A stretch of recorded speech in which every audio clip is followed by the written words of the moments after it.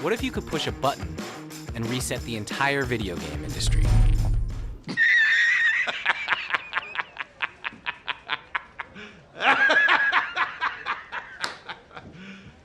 You serious? Reset the video game industry? Seriously? More like becoming one of the biggest failures in gaming history, and even considered a scam by many today. Ouya.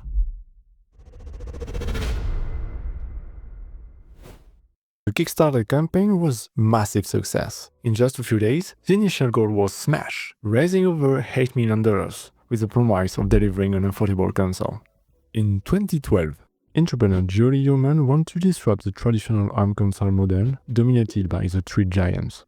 The vision behind the Ouya was built on three pillars: accessibility, openness, and innovation. The goal was to rethink access to video games, because, according to them, the audience had moved away from the TV. I love video games, but more and more people are moving away from the television. There's a lot of focus today on the mobile and web platform. It's easier to develop games for those platforms than the television. It costs a lot of money, you have to work with established players in the space, and I've been trying to figure out how do we get them back to it. Ouya is a new game console for the television. Anybody that wants to develop a game for a television first to get games onto the television. I love the television, and I want those games on the television. Television for the television, the television. But here's the problem. The audience never left the TV. At the time, some believed the video game market would shift toward mobile, but it was primarily a transition period for home consoles moving into the next generation. The TV market was still massive. The Wii had over 100 million units sold, the PS3 reached 88 million, and the Xbox 360 was over 85 million. On top of that, and blockbuster games like GTA 5 and The Last of Us were set to release in 2013, showing that the console market was thriving. Okay, maybe not this one. Creating a console based on Android not only helped reduce cost, but also used a platform many developers already knew. The goal was to create a cheap and hackable device for tech enthusiasts to experiment with. But in reality, it turned out to be more like a mobile gaming console hooked up to a TV with a controller. We wanted to make a great product. I went out to find the best people that can do it, and that's Yves Behar and the Fuse Project. The console design was created by a famous designer. That was the good news, and the last ones. Because things got messy after that. From the very first deliveries in June 2013, problems started popping up. Shipping delays, communication with bakers, and the public hesitant to buy, especially with the PS4 and Xbox One launching at the same time. Many makers got their console months late instead of early. So, did the product live up to expectations? Well, the answer is clearly mixed, and the communication was a complete disaster. Look at this. When you ask the question about what makes it challenging, like, there is nothing special about this board. Nothing. Like, nothing, right? By the way, you don't hear a lot of people when they're promoting their product Say pick that it up anyone and of you pick it can up and go say make there's, it. there's nothing special There's about nothing. this. I mean, it's all commodity components, right? It's put together in a way that is normal. I mean, you could take a Nexus 7 board, cut it in half, and you're close to an Ouya. I mean, that's what's not... So I don't need the Ouya is what you're saying. I can just take my Nexus 7. Here's what you need, right? You need the great game ecosystem that actually leverages the buttons and the touchpad, right? Because our controller has a touchpad. You're not going to find that somewhere else. And the reality is... The new PlayStation 4 controller has a touchpad, That's true. They could build it for that. The entire interview is super awkward, giving the impression that Sony, Nintendo, and Microsoft didn't even exist.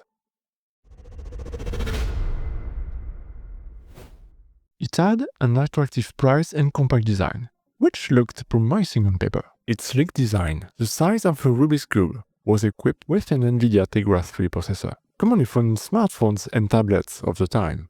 More ambitious games suffered from slowdowns and outdated graphics, unable to compete with the PlayStation 3 and the Xbox 360. The most important part of this to us is the controller. We really focus a lot on what gamers are looking for. Precise controls, tactility, right sizing. What makes Ouya different and gives it the potential of changing the gaming environment is you're able to build things right from the start. You don't have to pay outrageous amounts of money for a dev kit. You don't have to have a lot of credentials, just good ideas. On top of technical issues, there were some questionable, even very questionable design choices. Like the controller. Not this one. The Ouya controller perfectly represents the console's broken promises. It's lean great on paper with Bluetooth, a touchpad, and an open design for tinkerers. But in use, the flaws were obvious. Bad input lag, unreliable Bluetooth that disconnected often, and poor build quality. Buttons stuck, analog sticks lacked precision, and the touchpad was too imprecise to be useful. The battery compartment under the grips was another problem. Covers fell off during gameplay, and shifting batteries caused disconnection. Compared to refined Xbox 360 and PS3 controllers, the Ouya controller felt cheap and poorly designed. At $50, it was a total failure, unforgivable for such a crucial part of the console.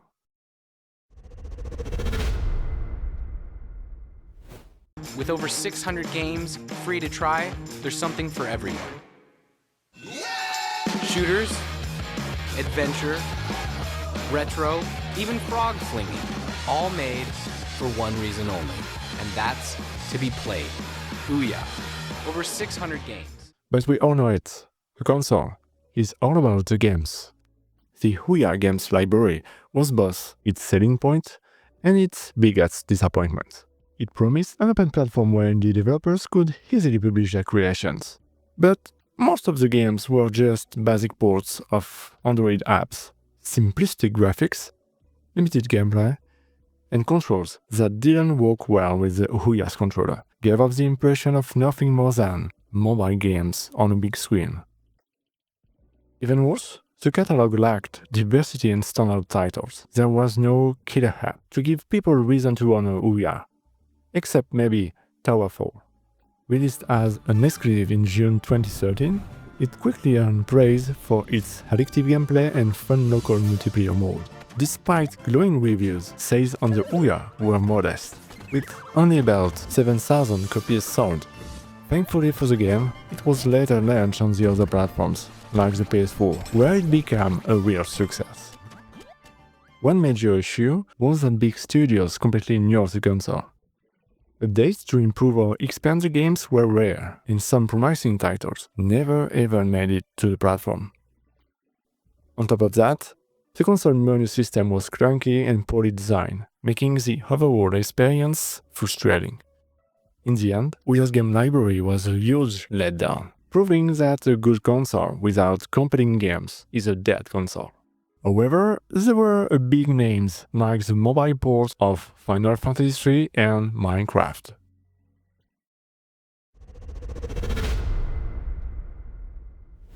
Minecraft perfectly represents the core problem with the Ouya, its Android-based architecture.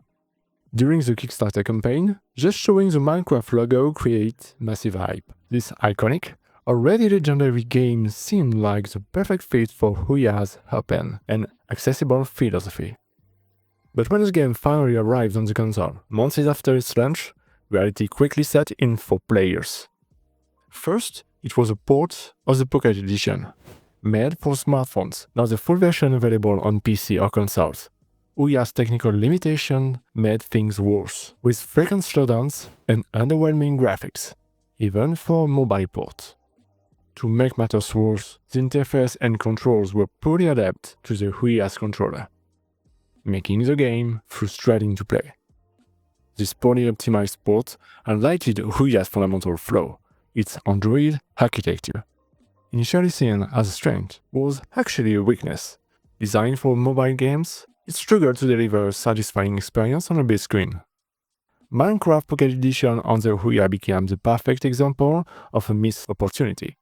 A legendary game that could have validated the console, but instead exposed its inability to compete with the industry standards.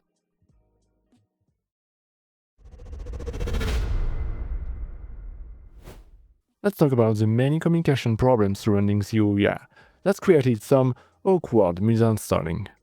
The promise of free-to-play was one of Ouya's main selling points, but it turned out to be nothing more than a marketing smokescreen. Free to try. All free to play. All the games are free to try. The console boasts about being revolutionary by requiring all games to be free to play. a bold strategy meant to attract both players and developers. This free-to-play was just a free-to-try. Developers were supposed to include a free demo or limited access to their games, but almost every title required a purchase to unlock the full content. Some games offered such a stripped-down experience that the demo was basically just a way to push you toward a paywall, sometimes aggressively. This confusion between free and partially free quickly frustrated players, who felt misled by unclear communication. On top of that, the price for full game varied widely, ranging from 99 cents to over $15 for bigger titles. The platform seemed more focused on squeezing microtransactions out of players than delivering a truly open and affordable ecosystem. But wait, there is more.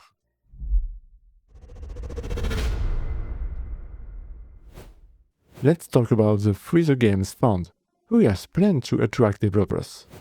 The idea was simple. If a game raised $50,000 on Kickstarter, Ouya would match it if the game stays exclusive to the platform for a while. It sounded great, but it turned into a disaster. Some projects were accused of cheating by faking Kickstarter contributions to hit the $50,000 goal. This ruined the program's credibility. The unclear selection process also left many developers frustrated, causing tension in the community.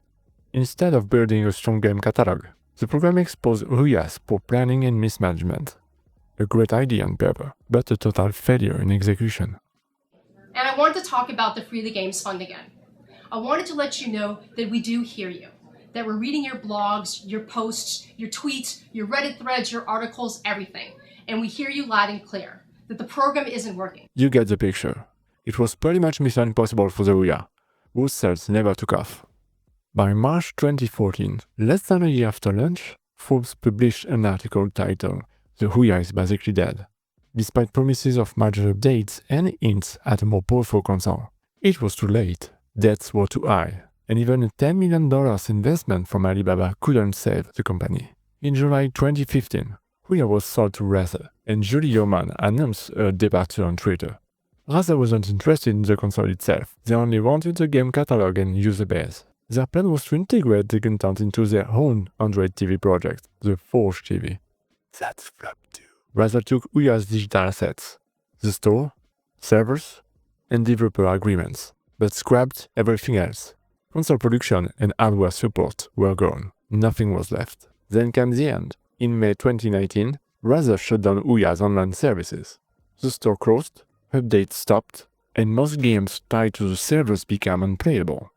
Players lost access to their purchases, and the entire catalog disappeared.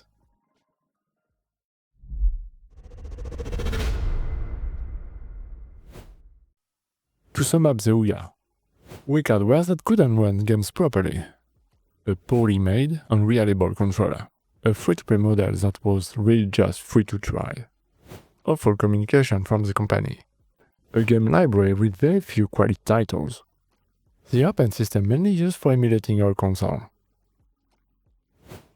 It had potential, an open philosophy, a low price, and big ambitions to change gaming. However, due to weak hardware, a fragile ecosystem, and a poor game library, it couldn't meet expectations. The Ouya is a classic case of co-funding promises that fell short. In the end, the Ouya is a small but interesting part of gaming history. It failed, but the real disappointment is that it never delivered on its promises. But you know what they say, promises only matter to those who believe them. Thanks for watching this video. You can click here to watch more. Oh wait, this is the first one on the channel. There will be another one over here soon. So you can subscribe to make sure you don't miss it.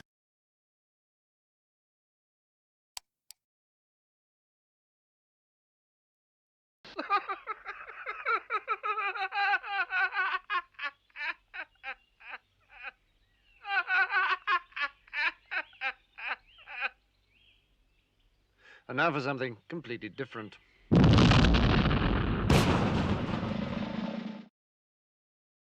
Des bisous.